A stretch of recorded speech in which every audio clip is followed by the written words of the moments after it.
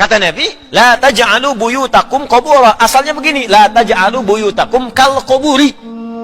Jangan jadikan rumahmu seperti kuburan, sepertinya dibuang. Maka kalimatnya menjadi, jangan jadikan rumahmu kuburan.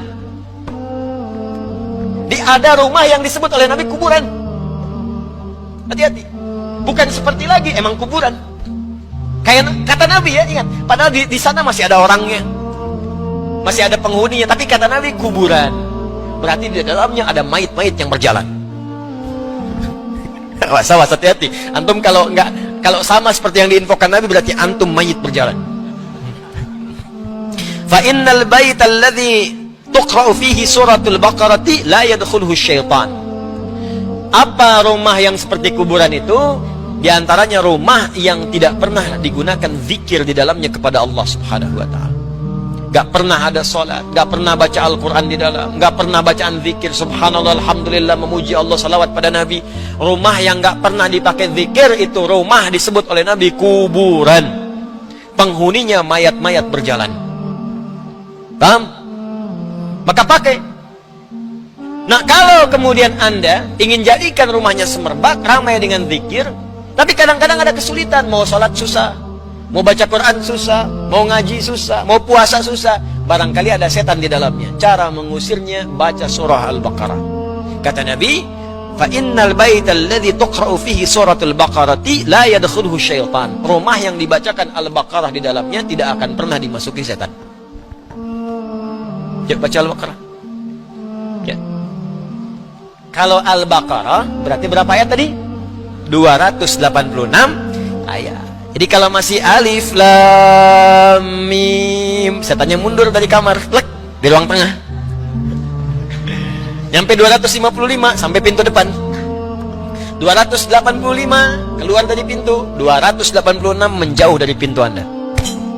Al-Baqarah satu surat baca. Baca. Ya. Bertahap aja nggak apa-apa. Semampu kita baca sehari berapa sampai terbiasa. Nah, jadi sekarang kalau nggak percaya, baca dulu Al-Baqarahnya, baca yang benar. Nanti Anda akan rasakan suasana berbeda.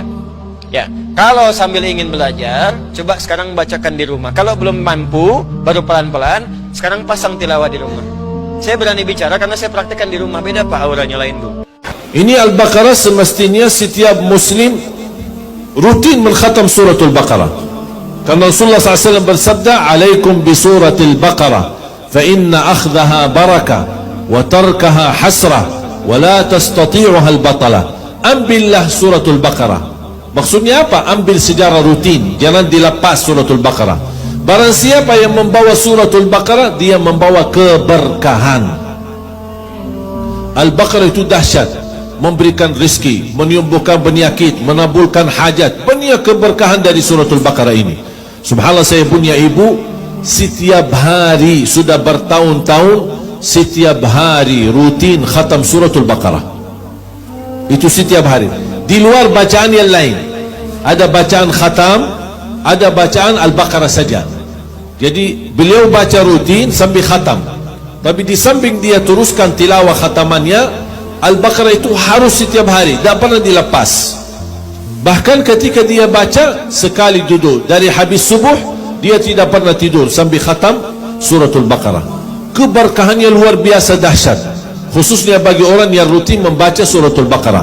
Bahkan nanti di suratul Baqarah ini, yang menjadi teman bersahabat sama suratul Baqarah akan datang di hari kiamat, akan dibela kita, membela kita di hadapan Allah Subhanahu wa taala. Suratul Baqarah ini bahkan ada satu riwayat, suratul Baqarah dan surah Ali Imran yang disebut Az-Zahrawain atau Az-Zahrawatain.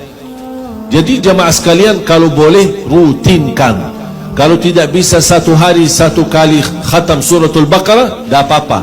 Sebagian sampai tuntas. Walaupun seminggu sekali, walaupun 5 hari sekali.